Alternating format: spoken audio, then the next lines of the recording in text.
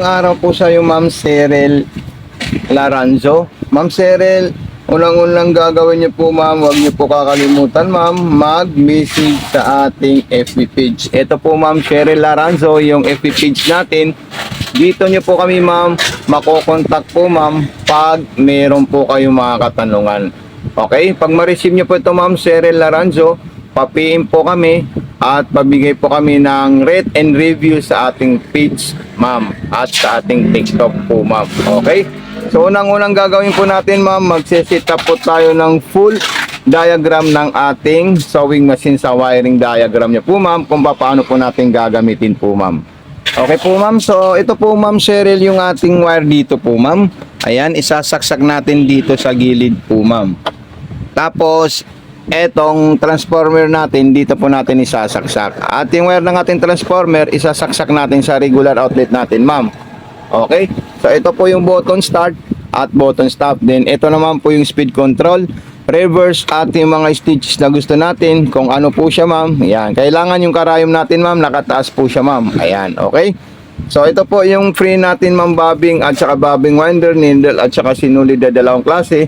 So, ituturo ko po sa iyo, ma'am, kung paano po tayo magpupundo ng sinulid po, ma'am, kasi importante po yun, ma'am, na malaman niyo po, ma'am. Ayun po, may bakal po dito, ma'am, na maliit. Ayan po siya at ilalagay ko po yung ano natin, ma'am. At itatali natin yung sinulid natin, ma'am. Ayan, tapos itutulak natin dito. Ayan. Kasi refilling thread po yan, ma'am. Sumunod po dyan, ma'am, pipindutin natin ito, ma'am. Ayan, so nagpupundo na po ako ng sinulid, ha. Ayan, ganyan lang po siya, ma'am, kadaling gamitin etong sewing machine natin, ma'am. Grabe. Ang ganda gamitin ito, ma'am, at talagang napaka super ganda. Ayan po siya, ma'am. Okay, so ayan po siya, ma'am. Pagkatapos po natin yan, tatanggalin natin at i-stop muna natin siya. Ayan, tapos ibabalik natin dito, ma'am. Okay. And then sumunod naman po dyan, ma'am, tayo po ay maglalagay ng sinulid sa bobbing. Ito po yung bobbing natin, ma'am. Ilalagay natin dito, tapos igaganito natin siya. Siyempre, i-open natin yung lagayan ng bobbing natin at itataas natin palagi yung karayom natin, wag po nakalubog sa ilalim. Okay, so i-open ko po ito, ma'am, at ilalagay ko po ito, ma'am. Ayan, so napakaganda po siya, ma'am. At dito naman po sa likod po, ma'am, mayroon po tayong lagayan ng sinulid dito. Ayan, tapos ilalagay po natin dito yan, ma'am, ha. Hindi ko na po tatanggalin yan. At ayun po yung step na paglalagay ng sinulid po, ma'am. Ayan. So, dire-diretso lang po siya, ma'am, dito.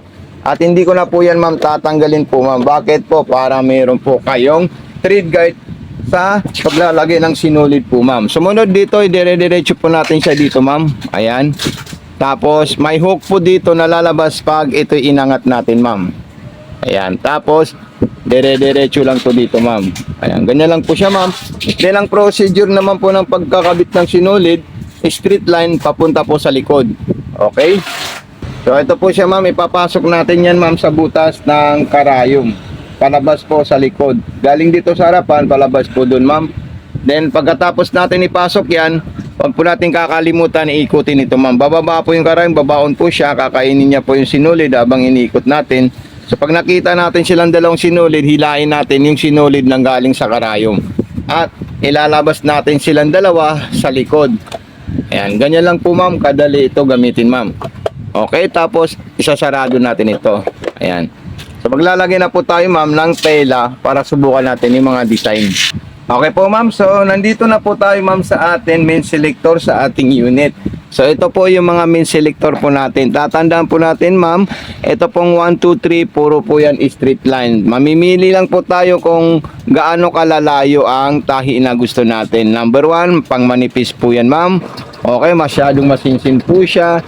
Then number 2, pang cotton po yan, ma'am. Then number 3, para sa mga maong or sa medyo matigas at makapal na maong. Kasi malalayo po yung hakbang at lakad ng ating straight line sa number 3. Ayan. Ito naman po yung reverse natin, ma'am, kung gusto po natin atras abante. Ayan. Then kung gusto naman po natin, ma'am, zigzagger. So siyempre meron po tayong zigzag na tatlong klase rin po, ma'am. Okay? Ang zigzag natin, tatlong klase rin po siya, ma'am. Mayroon po siyang zigzag na number 4. Ayan. Then mayroon po siyang zigzag na number 5. Ayan. Then meron po siyang zigzag na number 6. Ito po siya, ililipat natin sa number 6.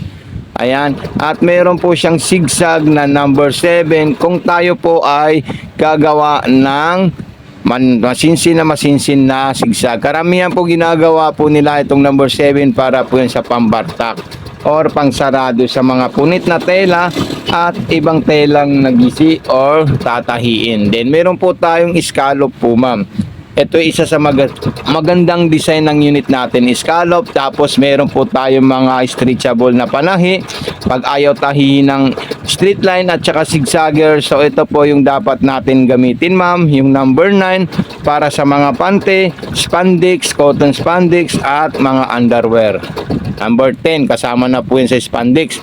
Then yung button holder, ayan po siya, ma'am. Kasama rin po sa button holder itong ABC natin. Pag tayo ay gagawa ng button holder po, ma'am, so pupunta muna tayo sa letter B. Ayan. Letter B muna po tayo. Tapos letter A. Ayan. Pagkatapos po niyan, balik tayo sa letter B. Ayan. Okay? Tapos punta tayo sa letter C. So, ganyan lang po siya, ma'am, kadaling gamitin, ma'am. Grabe, napakaganda at napakasarap.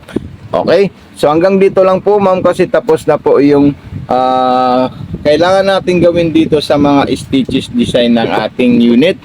Ito po siya, ma'am. Okay? So, kompleto po yan, ma'am, ng gamit po, ma'am. Okay? Ayan po siya. At saka yung transformer. Ito po yung transformer natin, ma'am. Ayan. At saka itong power cord ng ating unit po, ma'am. So maraming salamat sa iyo, ma'am. God bless and more power kay ma'am Cheryl Laranzo.